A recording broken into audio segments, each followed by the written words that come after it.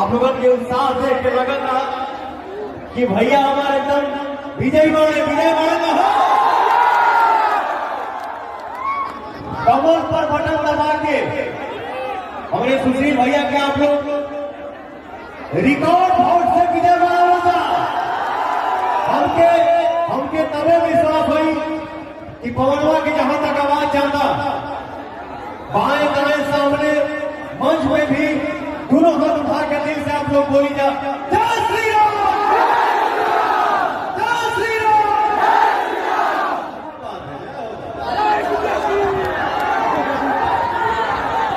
और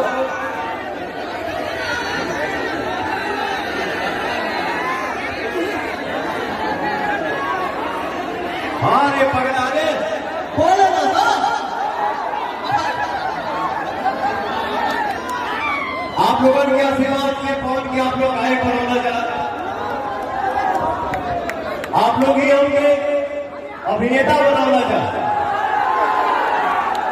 love you क्यों मेरा भाई। तो हम एक गाना के माध्यम से कुछ कहे के चाहते नहीं।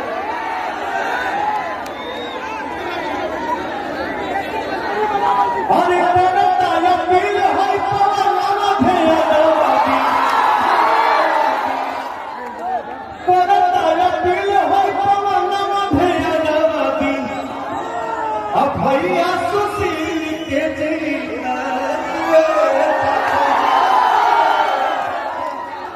भैया सुशील के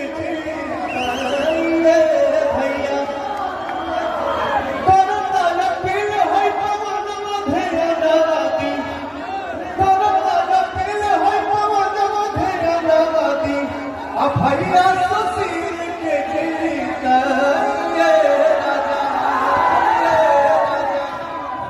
इतना खुशी के बाद कि आप सब ये जब मेला लगल बा श्रद्धा के मेला में हमारा माई बहन भी आशीर्वाद से करी जाए। जय हो।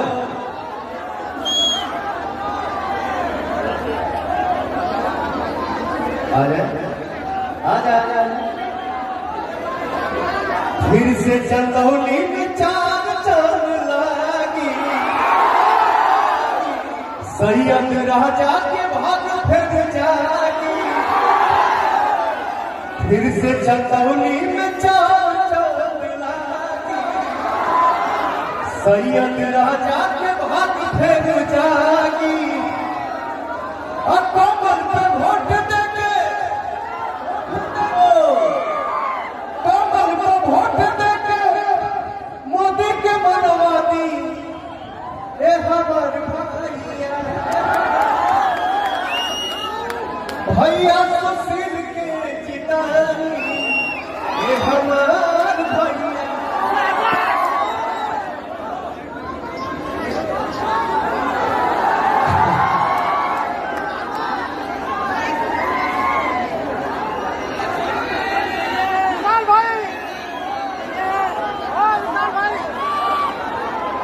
एगो गाना आप लोग हमार बहुत पसंद करे रहा जा वही ट्यून के बाद और फिर से तैयार होठी बाहर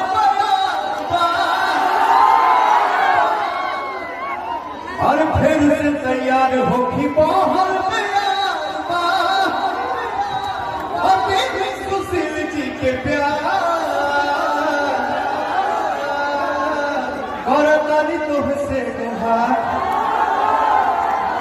करतानी तुमसे गुहार ये भैया हो वोट मांगे बेटा बात अरे करतानी दिल से गुहार ये भैया हो वोट मांगे बेटा बात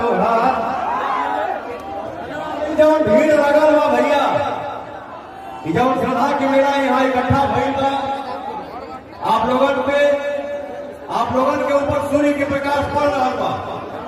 हमसे को गलती हो गई है। हमारे जितने भी यहाँ पे मीडिया भाई लोग हैं आप सभी को प्रणाम। आप सब आशीर्वाद बनाए रखिए। जय हो। करीब करीब हमारे जितने भाई यहाँ पे इकट्ठा हुए हैं सबके ऊपर सूर्य का प्रकाश पड़ रहा है भैया। तो केहू झूठ ना बोली। जगरे मुंह से जौन आवाज निकली वो दिमाग से ना दिल से निकले के चाहिए, ठीक है ना? तो हमारे सुशील भैया विजय है ना भैया, रिकॉर्ड वोट से हाथ उठा के बोला जा। तो आज आप लोगों के सामने हम अपने भैया के विजय के बारे में पढ़ना दी, पूरा हाथ उठा के बोला जा। वाह, एक माला था यार।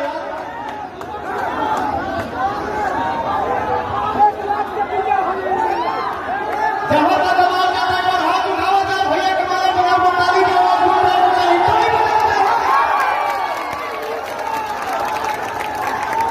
क्या बात है।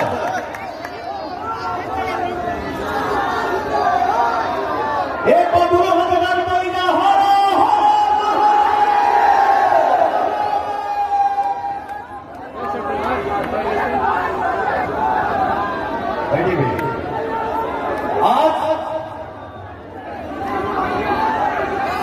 आज हम एहमद से आज हम वादा करके जाता नहीं, क्योंकि मैं एक कलाकार आती हूं, आप लोगों ने ही बताया भैया के आप लोग रिकॉर्ड वोट से विजय बना जाओ। और इसके बाद आप लोग खाली एक बार आवाज उठा दी हजार कि पवन भैया के साथ हमने हाउ चाहे यहीं पे आके जश्न मनाऊंगा और पूरे यूपी में तहलका मचेगा। हाँ भैया, क्या बात।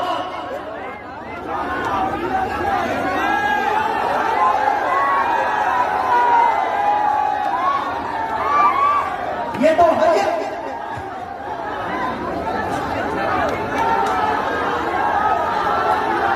भैया केहू के बोलना में कुछ बात ना। हमसे केहू पूछा था कि हरी बा हो बा, मैंने बोला कि हुजूर बाबू के प्यार देखने के बाद आपको क्वेश्चन करने की जरूरत है क्या? यूपी में कमल एकदम खिलखिला रहा हो भैया। इसके बाद कहता है कि आज पूनम लगे जाए कि आज पूनम लगे जाए कि भन भन धूम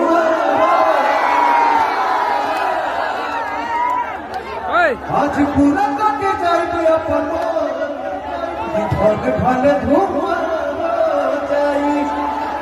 बस आपको हमें भैया के आपको विजय बनावा जा, पूरा यूपी में एकदम गरम कमल देवलवा खिला दो।